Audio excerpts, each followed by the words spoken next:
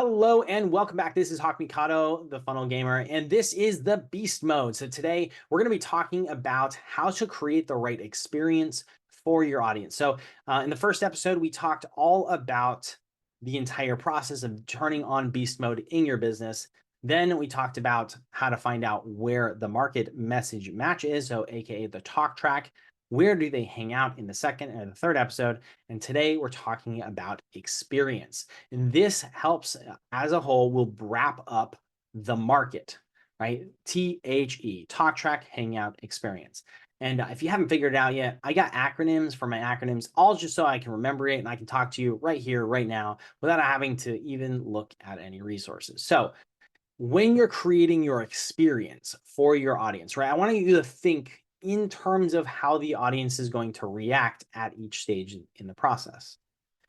When you're in front of them, right? The last time we talked about if you send them a text message and in that text message, they get like an email length text message, the likelihood that they're going to pay attention and listen is so much smaller because the experience is wrong.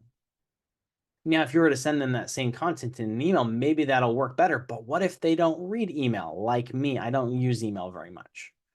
So if you send me an email, that's the wrong hangout. I don't hang out there. So that's not the experience that I'm looking for. So what could you do if you know where they hang out to create that experience? One thing that I've seen work really, really well with this. Now, this is compliance aside, so you have to make sure that you're compliant with this, but is sending a video to their phone with, we'll say, hey, right, same exact message. Instead of that long text, now they're looking at a video. Now, you might think, okay, well, that's no different, but guess what? I can push play in my video on the video and listen to it while I'm driving. So I can listen to it, or I can listen to it while doing something else. I can listen to the video or the audio. You can even do that an audio message. And that is a simple experience, shift in experience. We actually we sent out an audio quite a while back, and the responses are incredible. Again, make sure you're compliant with this because you have to follow compliance and texting laws and whatnot. But creating that experience is extremely important. So when you're looking at this, and that's just one place, right? Experience also comes not just before they become a lead, but throughout the lead process until they become a prospect. From the point they're a prospect to which they become a client, the point from when our customer, from the point when they become a customer to the point that they become a client, and from when they become a client to when they become a hyper buyer, raving fan, love you for everything, I'll buy you whatever you give me, just tell me what it is, and here's my money, here's my credit card, I want more. And you will develop those as you create your experience.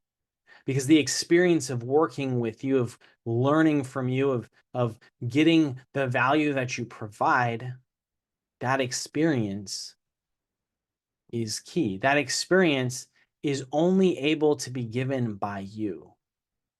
You can duplicate any funnel in the world, and anybody could duplicate your funnel, but nobody can duplicate the experience that you and your company provides. They can try, but they can't do it.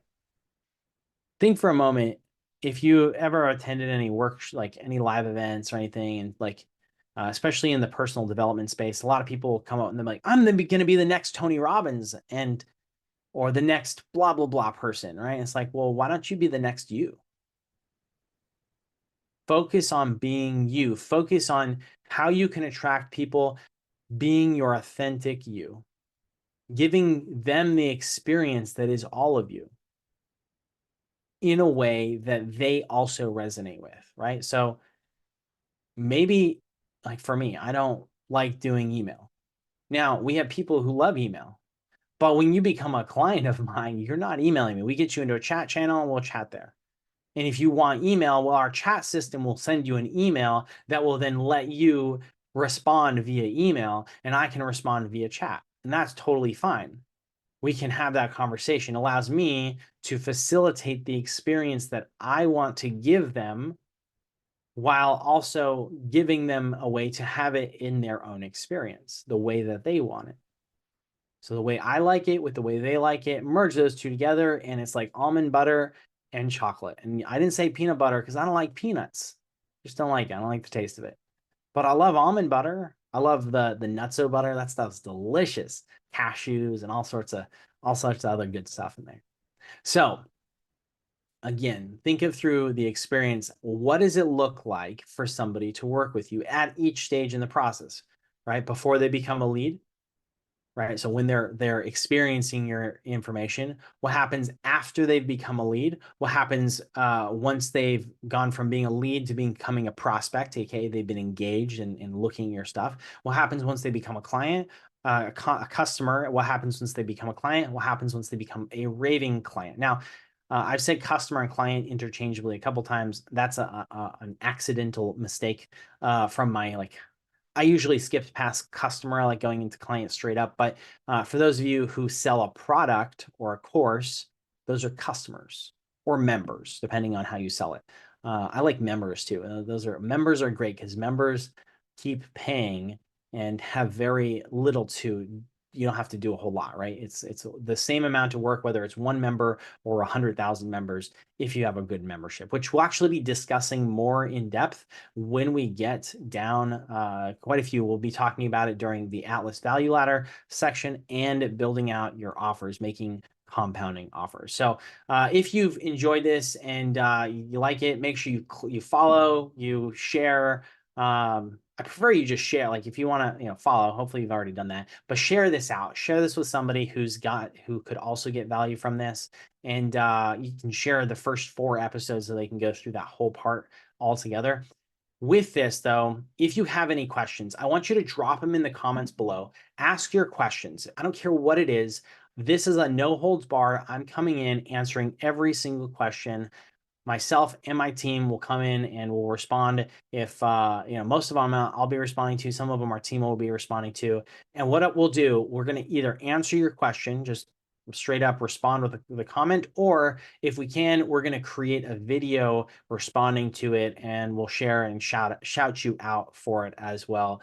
And then we'll respond to your comment with the link to the video. So make sure if you got any questions, anything at all, drop them below and we'll be happy to answer them. All right. Thank you so much. Have a blessed day, and we'll see you on the next episode. Next time, we're going to be talking about bold messaging, how to create and craft your bold message, all the elements of that. We're going to go through some examples of it, and you'll be able to dive deep into creating your bold messaging framework to be able to talk to each place that they hang out, speak to the stage of buyer that they're in. So whether they're cold, warm, hot, or ready traffic, you'll know exactly how to craft those messages and hook them in and get them to take the next stage. Have a blessed day. See you on the next episode.